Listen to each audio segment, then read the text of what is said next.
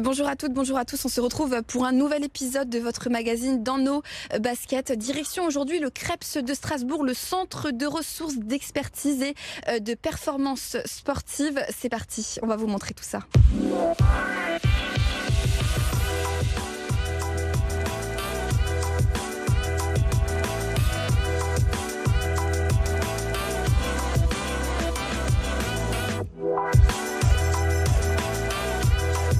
Et pour commencer ce magazine, je rejoins tout de suite Estelle David, la directrice du CREPS de Strasbourg. Bonjour Estelle David. Bonjour. Alors là, on se trouve juste devant l'entrée d'un des bâtiments du CREPS. Dites-nous un petit peu, déjà pour commencer, qu'est-ce que c'est que le CREPS? Qu'est-ce qu'on y trouve exactement?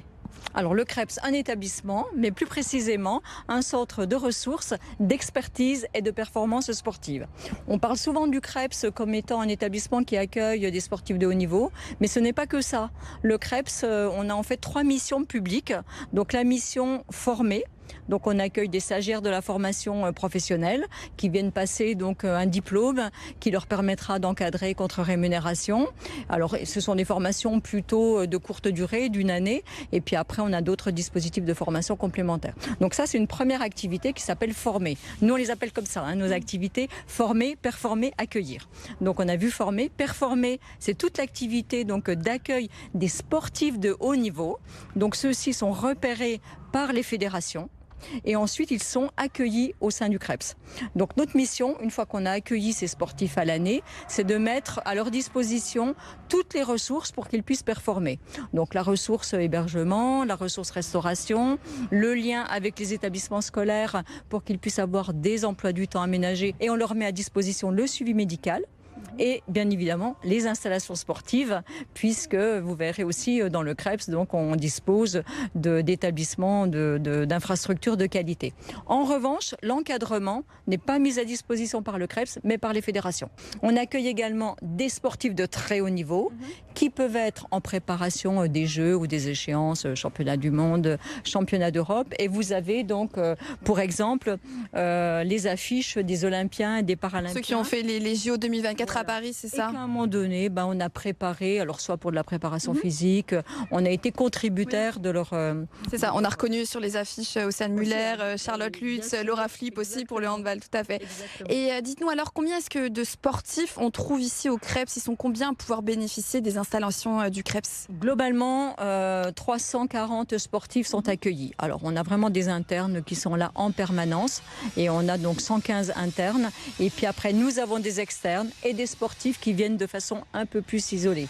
Mais si on comptabilise l'ensemble des sportifs pour lesquels on apporte un service, on est à 340, 350. Et ils sont souvent très jeunes, ces sportifs, c'est vrai. Donc il y a l'internat, vous l'avez dit, donc ils sont beaucoup à dormir aussi ici peut-être. Oui. Et comment ça se passe exactement, concrètement, le partenariat avec les écoles? Parce que évidemment, il y a le sport, mais il y a aussi tout le suivi, éducation à côté de tout ça. Tout à fait, donc ça fait partie du double projet, c'est ce qu'on appelle un double projet du sportif, où ils ont le projet sportif et le projet scolaire. Donc nous on a plutôt des collégiens et des lycéens, avec une proportion assez importante de lycéens, et un très très fort partenariat avec les collèges et les lycées, donc le collège Hans Arp, le collège Pasteur, le lycée Pasteur et d'autres lycées, lycée Oberlin.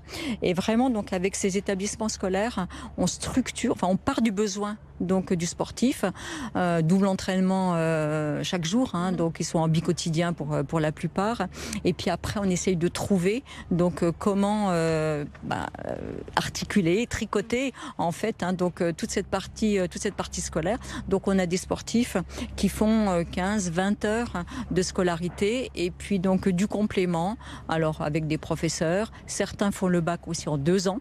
Donc une partie de scolarité en année 1.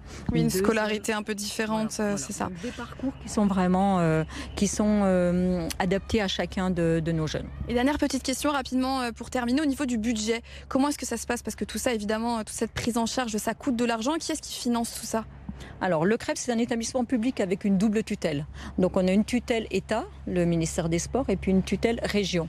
Donc, la région est propriétaire des bâtiments. Donc la région du coup a acquis ce CREPS en 2017 et puis l'entretien et met en place un certain nombre de moyens pour le maintenir, l'entretenir et puis donc le faire progresser également. Le nouveau bâtiment, on le voit pas bien, mais un nouveau bâtiment d'hébergement est en cours de construction, financé par la région. Donc ça, c'est la partie vraiment région en tant que propriétaire du bâti. L'État donc finance l'encadrement, enfin finance les fonctions support, ce qu'on appelle les fonctions support, les fonctions administratives, les fonctions de direction. Donc ça, c'est vraiment une subvention du ministère des Sports qui permet de financer. Et puis après, nous avons des activités sur former, performer, accueillir. Donc, ce qui nous procure quelques recettes et qui nous permet d'acheter un matériel complémentaire, d'équiper mieux la cuisine, voilà, de participer, de contribuer au fonctionnement et puis à l'amélioration de la structure CREPS. Merci beaucoup Estelle David, on va en profiter nous pour continuer évidemment notre visite de toutes ces structures.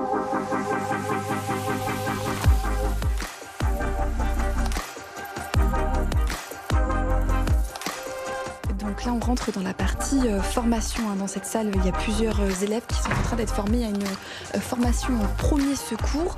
Et on va justement un petit peu entrer en immersion pour voir concrètement en quoi est-ce que ça consiste. Alors, ce que je vous conseille là, c'est de bien renettoyer et de refaire une prise de glycémie pour vraiment vérifier qu'il est bien à 0,6. OK ? Vous continuez à bilanter et si jamais vous nous rappelez, d'accord ? Parce que pour l'instant, là, si c'est pas un malaise glycémique, vous le surveillez et peut-être que dans quelques minutes, ça ira. OK ? Notre département, comme je l'ai dit, c'est concevoir, organiser et mettre en œuvre des formations. Ici, au CREPS de Strasbourg, on a donc 4 formations principales. Le DEGEPS Badminton. Qui est, peut-être pour expliquer aux gens qui nous regardent et qui forcément ne connaissent peut-être pas les acronymes. Alors c'est un diplôme d'état de la jeunesse, de l'éducation populaire et du sport. Et en fait, si on veut faire l'équivalence avec un diplôme national, en tout cas d'éducation nationale, c'est un niveau 5, ce qui correspondrait à un bac plus 2. Voilà. Ensuite, on a les BPGEPS, donc les brevets professionnels de l'éducation, de la jeunesse et du sport. Et donc là, on a plusieurs mentions spécifiques. Et du coup, comment ça se passe concrètement ? Enfin, il y a combien de personnes ici qui suivent les formations au CREPS ? Alors nous, on a des habilitations pour les BPGEPS à 24 personnes ainsi que le DEGEPS. Donc sur notre pôle formation, sur ces formations longues qui durent 1 an, voilà, ça va être notre effectif maximum. Globalement, c'est une centaine de personnes. Après, on a des formations courtes, comme celles que vous pouvez voir. C'est des formations spécifiques en secourisme ou les pré-formations pour l'entrée en BPGEPS. Et ces formations, elles ont un coût. Qui c'est qui supporte ce coût ? Est-ce que ce sont les élèves qui sont inscrits ou bien c'est encore une institution qui prend en charge ? Il y a plusieurs systèmes en fait possibles. Jusqu'à présent, on avait des financements régionaux, des aides à la formation, mais il y a aussi l'apprentissage. Donc là, c'est vraiment les CFA qui vont vraiment prendre à leur charge les coûts pédagogiques et en plus donner un petit salaire aux apprentis. Donc les apprentis, c'est de 18 à 30 ans. Donc ça permet d'avoir un large public. Et pour les autres personnes, après, ça peut être des financements autonomes. Voilà, c'est eux qui financent leur formation et ils peuvent avoir des aides par rapport à France Travail également s'ils ont des droits au retour à l'emploi. Donc ça, c'est pour les élèves. Et comment ça se passe pour trouver des formateurs ? Est-ce que c'est compliqué de trouver des formateurs ? Comment est-ce que vous vous y prenez concrètement ? Alors nous, on a la chance d'être dans un établissement public d'État. Donc on a déjà au sein de notre organisme beaucoup de personnel qui sont formés et prêts à donner des cours. Mais aussi grâce au réseau, on a beaucoup de professionnels d'éducateurs qui sont en partenariat avec nous et qui travaillent avec nous pour donner des cours à ces jeunes stagiaires. Est-ce qu'il y a quelque chose d'important à souligner encore, je ne sais pas, sur tout ce dispositif de formation dont on n'aurait pas encore parlé ? Moi, je dirais que le plus important, c'est d'accompagner les jeunes à leur réussite et au fait qu'ils décrochent leur diplôme et de favoriser forcément l'éducation physique et sportive, mais aussi socioculturelle, en fait, parce qu'il y a beaucoup d'autres formations qui existent. Et l'important, c'est vraiment de promouvoir ces métiers-là. Merci beaucoup Hélène Loen. Donc ça c'était pour la partie formation, et ce qu'on va faire maintenant c'est qu'on va partir à la rencontre d'un apprenti pour qu'il nous explique un peu en quoi tout ça consiste.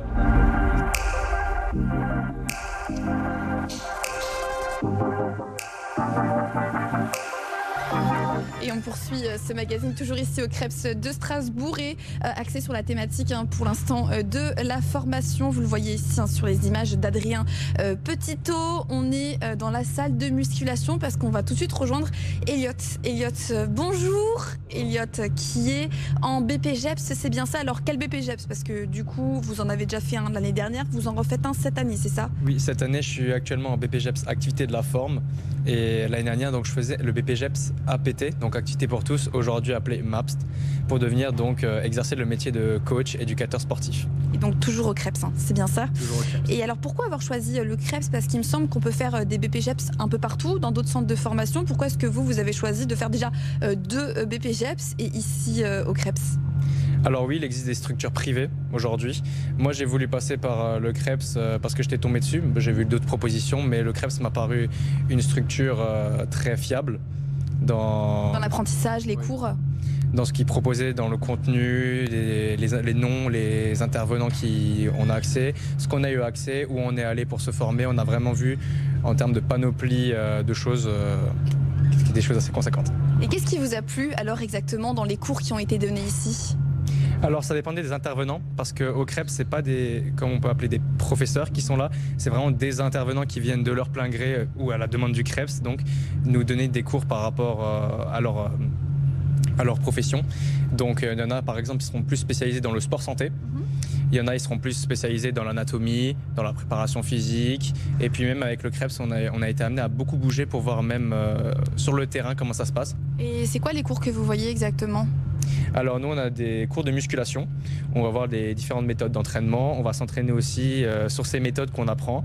Donc moi je suis en option cours collectif, donc tous les mardis matins je me rejoins dans la salle à côté avec notre intervenante pour faire des cours collectifs, travailler le step, le travail avec musique, etc. Ensuite nous avons des cours d'anatomie, des cours de préparation physique, de réathlétisation, de prise de masse, de sèche qu'on verra tout au long de l'année. Et donc on a aussi des cours sur les violences sexuelles dans le sport. Vraiment on va toucher un maximum de choses afin d'être un éducateur complet. Merci beaucoup Elliot pour tous ces détails.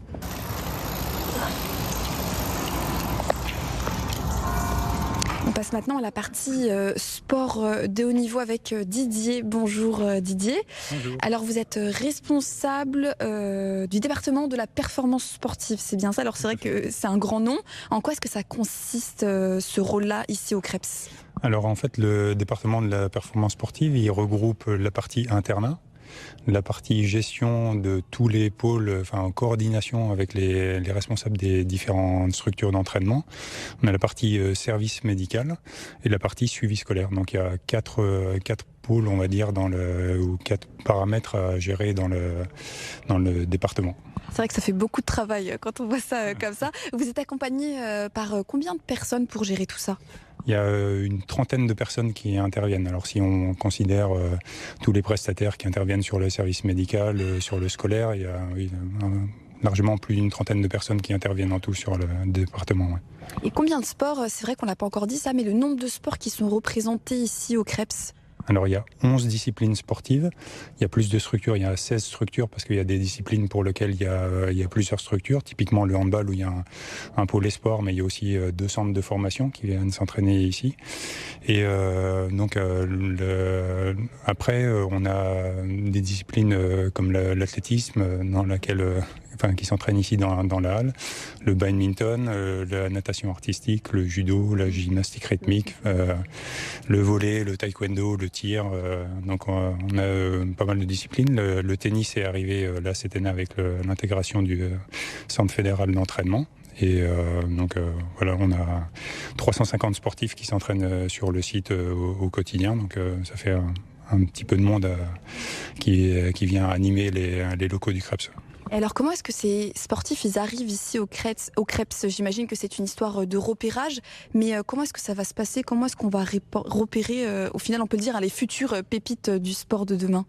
Alors ça, c'est chaque fédération qui a son plan de détection, en fait, au travers que ce soit les pôles France ou les pôles sport. Donc c'est les fédérations qui organisent avec les cadres des structures les détections. Et donc après, nous, la directrice du CREPS, en lien avec le directeur technique national de la fédération concernée, admet les sportifs au sein du CREPS pour qu'ils puissent vivre ici leur parcours avec le double projet, sportif et scolaire. On parle même de triple projet si on inclut en fait la partie objectif éducatif, on va dire ça comme ça, ou objectif social. Vous évoquez aussi toute une partie médicale. C'est vrai que ces dernières années, de plus en plus, on a parlé de santé mentale, de tout ce qui est préparation mentale. Est-ce que c'est quelque chose ici au CREPS qui est pris en compte et qui peut permettre d'aider les sportifs qui sont souvent très jeunes, il faut le dire, pour mieux performer? Oui, tout à fait. On a des sportifs qui viennent on commence au collège en fait avec les sixièmes jusqu'au post-bac. Donc on a un grand éventail de sportifs et toute la partie préparation mentale, aide psychologique, elle est réalisée par 2 praticiens qui sont au CREPS là plusieurs jours par semaine, soit en présentiel, soit en visio. Et on a avec ces 2 praticiens qui ont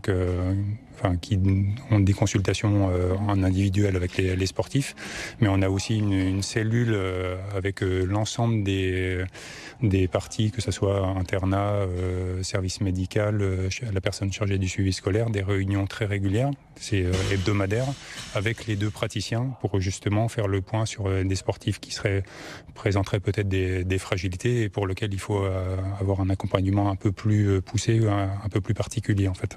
Sans trahir de secret médical, évidemment, est-ce que c'est déjà arrivé ici pour vous d'être confronté à une situation de ce type? Peut-être un élève, un sportif, une sportive qui aurait peut-être eu des soucis à ce niveau-là? Parce que c'est vrai qu'on peut dire que c'est quand même un programme qui est très exigeant à cet âge-là, de mêler à la fois autant d'heures de sport, mais aussi à côté de ça, de réussir à combiner toute sa vie sociale et puis sans oublier évidemment sa scolarité. Oui, en fait, ce qu'on observe dans la société normale, le sport n'y échappe pas et le niveau d'exigence qui est mis pour les sportifs là, très jeunes, à partir de 10-11 ans, c'est sûr que c'est un rythme qu'il faut arriver à prendre et il nous faut absolument les accompagner. Donc on a des sportifs qui ont parfois des coups de mou. On sait très bien que dans une année sportive, la partie novembre, décembre, janvier, c'est pas évident parce que c'est là où la fatigue se fait ressentir. On n'a pas trop de luminosité, donc il y a une accumulation de petites choses qui fait que ça peut être vraiment difficile pour eux. Donc c'est à ce moment-là qu'il faut vraiment être présent pour les accompagner. On a eu des soucis effectivement un peu plus lourds, des cas un peu plus lourds qu'il faut vraiment accompagner, mais c'est pour ça qu'avec les 2 praticiens qui interviennent au CREPS, on est vraiment super bien épaulés, on fait un travail top. Une équipe bien au complet en tout cas. Merci beaucoup Didier. Ce que je vais faire moi, c'est que je vais en profiter pour aller à la rencontre d'une sportive et d'un sportif.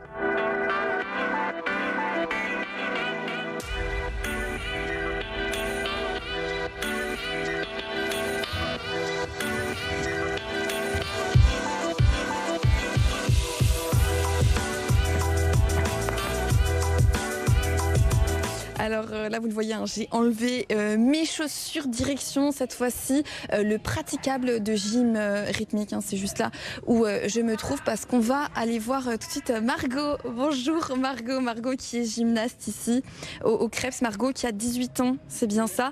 Et ça fait combien d'années alors que vous êtes ici au CREPS? Là, ça va être ma 11e année ici du coup. Et comment ça se passe alors? Comment ça vous est venu déjà l'idée de faire de la gymnastique rythmique? C'est depuis que vous êtes toute petite que vous pratiquez ce sport?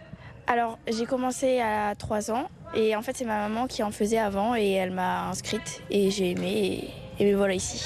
Et donc vous êtes aussi en équipe de France, donc c'est un sacré parcours que vous avez.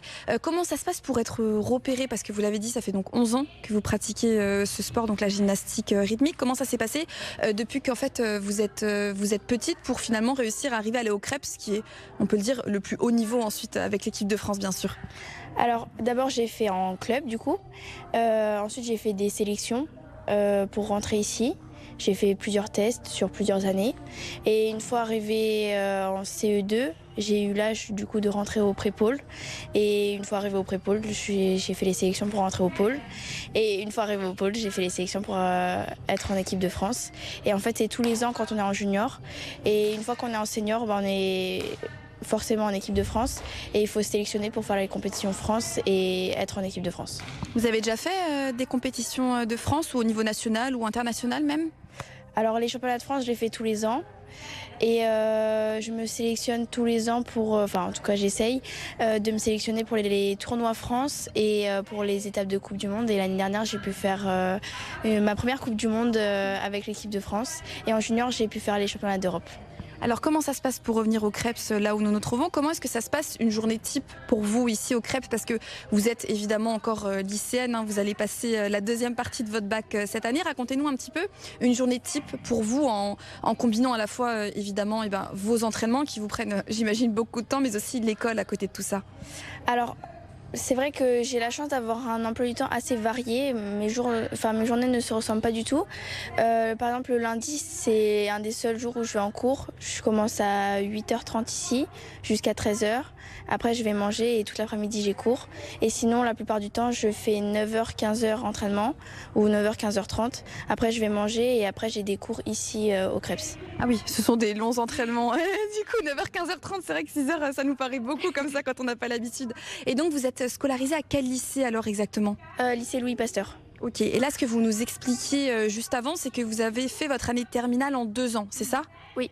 J'ai fait du coup physique, chimie et philo l'année dernière. Vous avez passé le bac dans ces matières-là? Oui. Et là, cette année, je fais l'aspect maths et le grand oral. Et vous tournez à combien d'heures d'entraînement par semaine à peu près? Environ 35 heures par semaine. Et ça va, c'est pas trop fatigant? Comment ça se passe pour vous? C'est pas trop épuisant, on peut dire, à la fois de combiner l'école, qui demande quand même beaucoup d'investissement, même si vous avez un emploi du temps aménagé, mais surtout les entraînements, le haut niveau, c'est quand même très exigeant. Donc comment est-ce que vous faites pour arriver, parce que aussi à la fois aussi bien mentalement que physiquement, à supporter tout ça? Alors, c'est vrai que comme ça fait depuis toute petite que j'y suis, c'est plus facile d'année en année, même si on rajoute des heures d'entraînement. Mais de pouvoir être ici au Krebs et à l'internat, ça me permet de jongler entre les cours et l'entraînement, de ne pas me fatiguer avec les trajets, etc. Et ici, on a aussi un espace de récupération avec les kinés, l'infirmerie, les psychologues. Et j'ai aussi une prépa mentale pour pouvoir aussi décompresser sur la pression, que ce soit scolaire ou sportif. Et donc c'est comme ça que je gère entre le sport et l'école. Et parlons un peu de vos objectifs pour terminer à court terme, à long terme. On a déjà dit que vous êtes déjà en équipe de France, vous vous entraînez dur pour réaliser certains rêves. Ça va être quoi votre objectif dans les années à venir? Alors à court terme, cette année, l'année prochaine en 2026, ce serait de faire les championnats d'Europe et les championnats du monde. Et au championnat d'Europe d'être finaliste du concours général. Et pourquoi pas au championnat du monde aussi. Et à long terme, ce serait de faire les Jeux Olympiques de Los Angeles. On espère en tout cas avoir une Alsacienne au JO 2028, ce serait quand même super. Merci beaucoup Margot.